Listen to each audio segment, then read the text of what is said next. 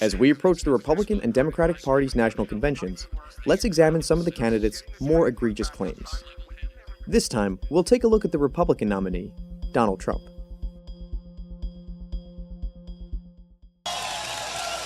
Hillary Clinton is going to raise your taxes very substantially, possibly to 55 or 60%. That is going to be the end. She's going to raise your taxes. And you know what? She has no plan. She doesn't talk about it. She won't talk about it. She's got to raise them to at least 55%. She's not going to very substantially raise your taxes, unless you're among the top 10% of taxpayers. An analysis by the Nonpartisan Tax Policy Center concluded that nearly all of the tax increases would fall on the top 1%. The bottom 95% of taxpayers would see little or no change in their taxes. Experts FactCheck.org interviewed were hard-pressed to describe who would pay a 55% tax rate, as Trump claimed. Among the victims of our late ambassador, Chris Stevens, what she did with him was absolutely horrible.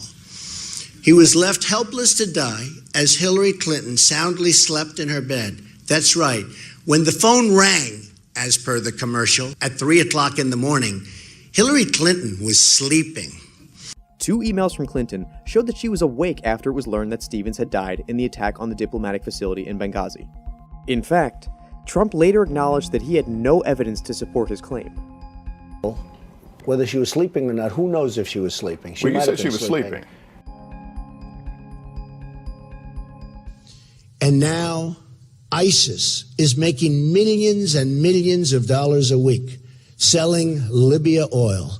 And you know what? We don't blockade, we don't bomb, we don't do anything about it. It's almost as if our country doesn't even know what's happening, which could be a fact and could be true. Claudia Gazzini, a senior analyst for Libya with the International Crisis Group, told FactCheck.org that the Islamic State strategy thus far has largely been to disrupt oil operations in Libya rather than to try and make a profit off of them. In March 2015, it was reported that militants believed to be associated with the Islamic State attacked and took control of oil fields in Bahi and Mabruk in central Libya. But Gazzini said that wasn't the case. Islamic State attacked those fields in February to March 2015, destroyed the equipment there, killed people, and left, Gazzini told FactCheck.org. Don't believe those phony numbers when you hear 4.9 and 5% unemployment.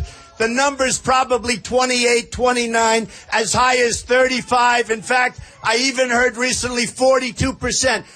It's not 42%. That figure would include retirees, teenagers, stay-at-home parents, and anyone else who doesn't need or want to work. The unemployment rate at the time of Trump's statement, and as of July 2016, was 4.9%.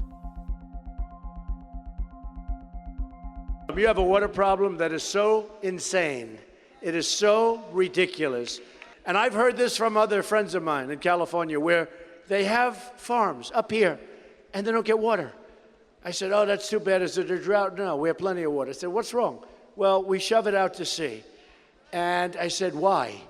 And nobody even knows why. And the environmentalists don't know why. Now they're trying to protect a certain kind of 3-inch fish. California is in its 5th year of a severe hot drought, which occurs when there's a combination of dry and hot conditions, the kind of drought that's expected to become more frequent with global warming. As for the claim about water being shoved out to sea to protect a 3-inch fish, that's misleading. In fact, officials release fresh water from reservoirs primarily to prevent salt water from contaminating agricultural and urban water supplies. To see more about these and other claims from Trump, visit FactCheck.org.